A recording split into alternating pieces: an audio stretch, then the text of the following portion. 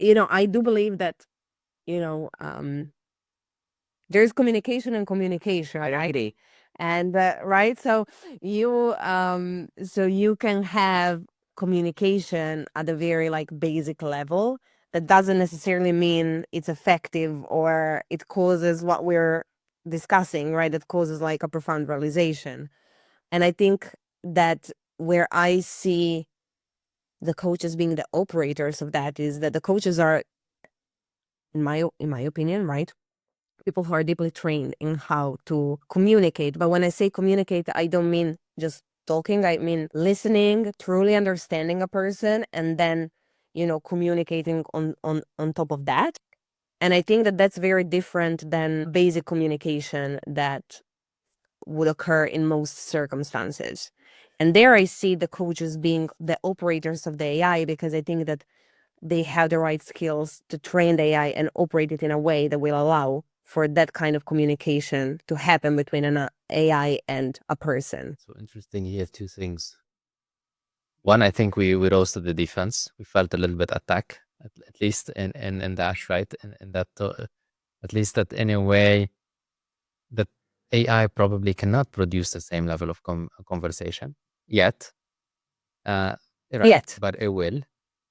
And what's interesting, so let's say it does, like, right? Let's say it can, an AI can communicate both in the listening and the giving, where it can create those deep realizations, Mm-hmm. right? Let's assume that that ends up being the case. If we're saying that that's the value that the coach creates, like it's creating those moments. So if we're saying that that's the value today a coach does, and we're saying, and that's the action as if that, that it's being taken by the coach, again, Yeah. hypothesis. Hypothesis. Yeah, we're just That's fine. speculating. Yeah. And that's what AI replaces. What is the operation? Like what changes? So the coach is training those AI models to be able to accomplish that. Then what are we rewarded on? What is the output that we can capture value from then? If we follow the same model that happened with machinery, the Yeah. action used to be the employee on the ground floor basically putting nuts to bolts and whatever, building a car, right? And then the machine came and replaced it completely. That job Yeah. doesn't exist anymore, like, right? And the one step away is the job of the operator who's managing that machine to make sure it delivers a car. So interesting. Mhm. So the output and the outcome will be the same if we follow that trail of thought. Like that doesn't change, and that doesn't change anything in the outcome. We're still getting a car. We're still getting, we're still Yeah. getting, but the difference is that that role that used to be on the ground taking that action no longer exists. And that doesn't apply only to coaches, that applies to leaders too. You need middle management. Yeah. I don't know. Feels, definitely from the standpoint of now, it feels very, Yeah. Yeah. But, and it is a possibility. yeah, because here now there's this system which are trying to say, okay, you need less layers in your culture in the organization or more layers. And you need more management layers or less. A lot are trying, to go to less. Like, right, how many direct reports you have, how far are you from like the right. So how many layers are necessary to operate? And the more we remove that, we must be, and I think today some of that reliance is like on tools like Slack and some of these tools that allowed for passive or, different types of communication layers that allow you to know what's happening without the need to report on what's happening, or to be able to influence direction through tools, or sending things to the backlog or something like that without the necessity of necessarily setting up a meeting or setting up a conversation or Yeah. managing that, right? So it's interesting if that's already the direction. Whether it's been effective or not, I think we're hit and miss, at least as far as my experience goes. It really depends on the culture, if it's able to adapt to that way of working, and then that's a struggle. But the same applies with coaching, right? To a certain extent. If today there is so many tools that are able to give these aha moments or these, realizations to people better, well, I think we will be better off as a society to start off. So the playing field will be already a much better landscape, honestly. I'm excited for that. Yeah.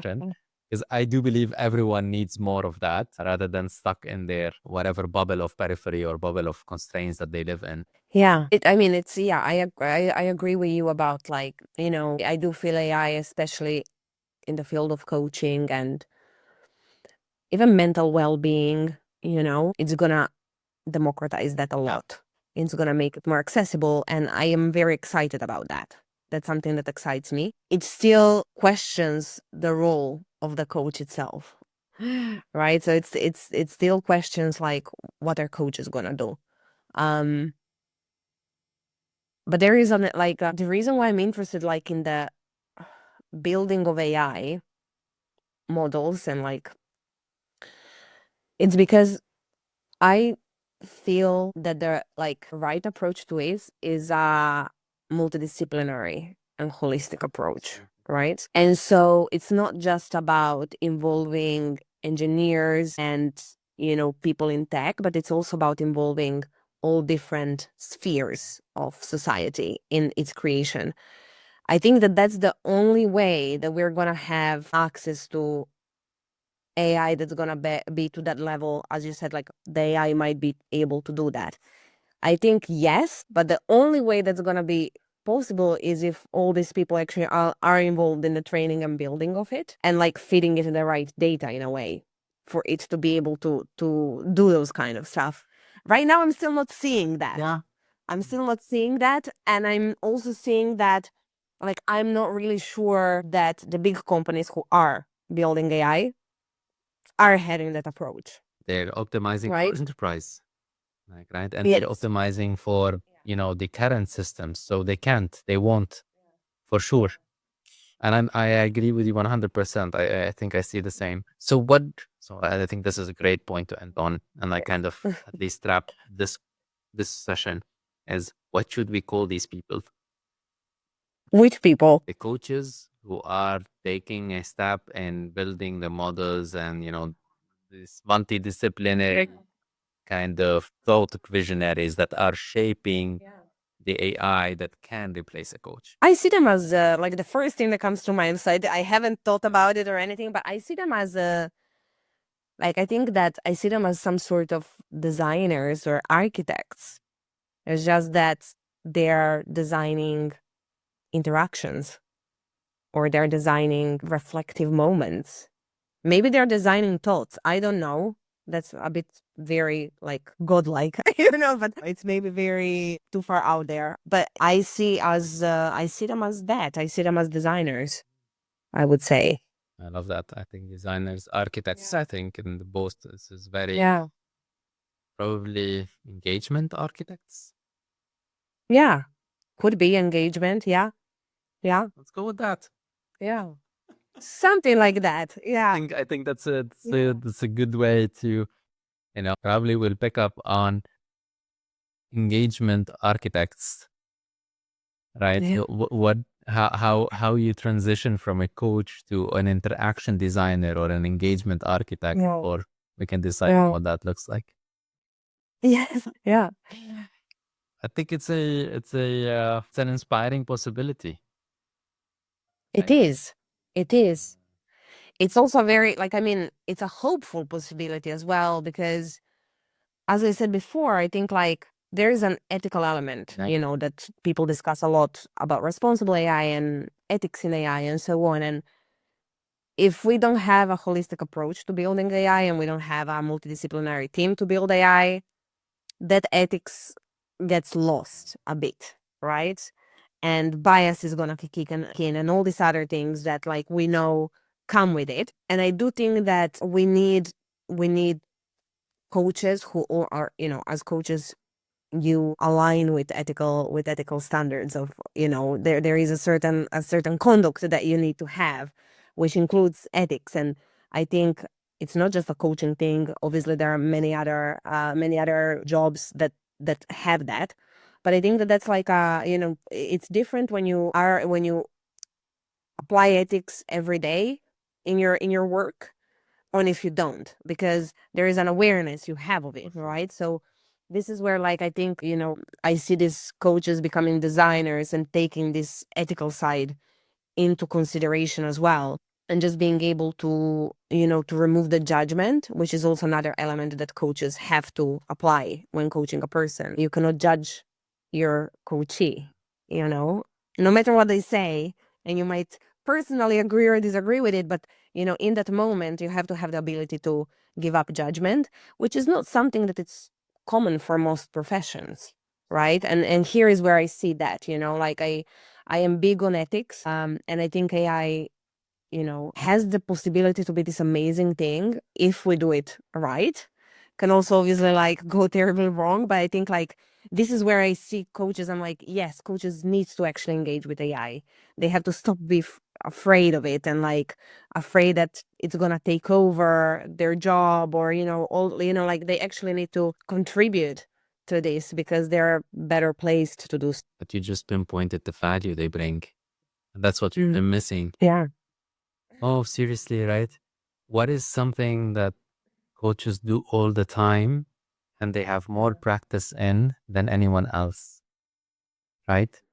Is the non-judgmental ethical context. Yeah. Right?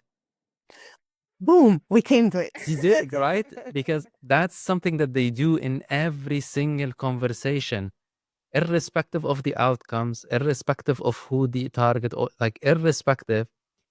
And let's say they're terrible at everything. That's at least something they have the most practice in. Like the worst coach will basically, just by the fact of that they have those type of engagements often, they are more versed in being non-judgmental and trying to employ ethical context to their conversations more than anyone else. Yeah. Just because it's part of the recipe of the job. Right? And that's a value which is extremely important and extremely undervalued. Yeah. Yeah. Holy cow. Yes. That's the value. Right? It has nothing to do with AI. It has nothing to do with the outcomes or etc. It has to do with what on a principle levels they deploy when they are engaging in those Yeah. interactions. Yeah. And I think that's extremely necessary. Right? Absolutely. Yes. It's extremely necessary, I would say, in every field, and just in the world, like we live in a world that it's getting more and more and more divided. And with people having, again, this is all my opinion, but in people having or using less critical thinking. Yeah. And therefore, the conversations end up in disagreements. This is what I think, this is what you think. And I think coaches are very, very skilled at bridging that, For some reason, I think they don't know that. They Yeah. see, I think they forgot that that's what they're good at. Yeah. Right? Yes.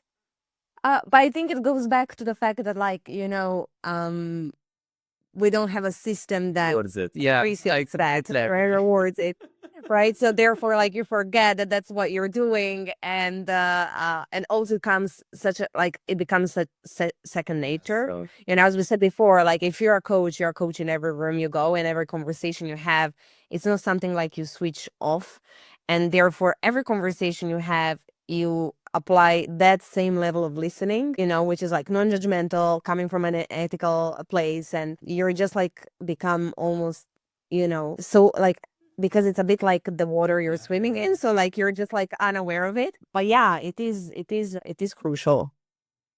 Yeah. yeah, and I think once coaches start recognizing that, and it is true, you're right, is like the things we usually are best of is the things we forget that we are best of, because we are so entrenched in them that we forget that that's that's a value add. Like it becomes so normal, which is which means that the separation between it and us disappears so quickly that we no longer recognize it as a value.